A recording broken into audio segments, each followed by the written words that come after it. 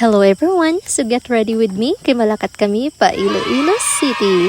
Unexpected ininamon nga lakat kay ginpa-report si Migohon sa police station kay may mission nga dapat tapuson. So bisan ng ibang dira gusto pa tani i-extend ang vacation.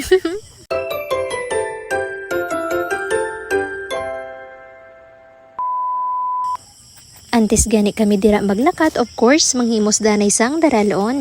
Ako na lang gani ani anang amat-amat panghimos kay Simguhon nagapanghimos man sang iya nga mga galamiton. Share ko lang, wala inili sa plano nga lakat namon, pero oo no, kung di nang wala ginaplanuhan, amo pa ang nagakadayon.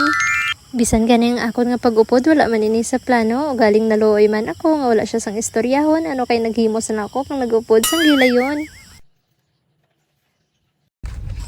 After namon gani sang himos, naglakat na kami diretso. Daw kabuhi bala, padayon lang bisan wala ka kabalo kung din kagid pakadto.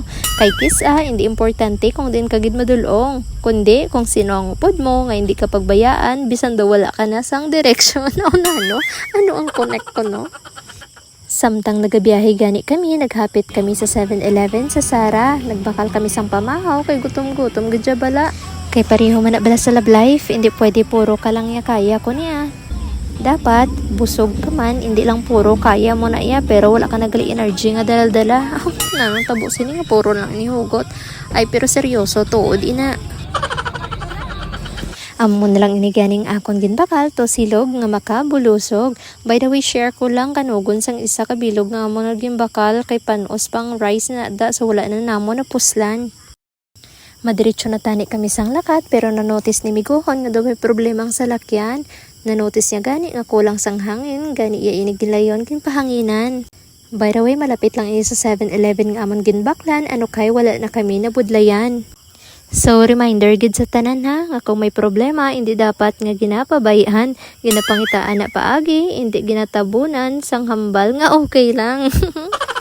By the way, pasensya na kung medyo madulom ang video kay nakatinted abi ang bintana sang iya nga salakyan, pero kung wala gani naka-close, amo na siya katinaw.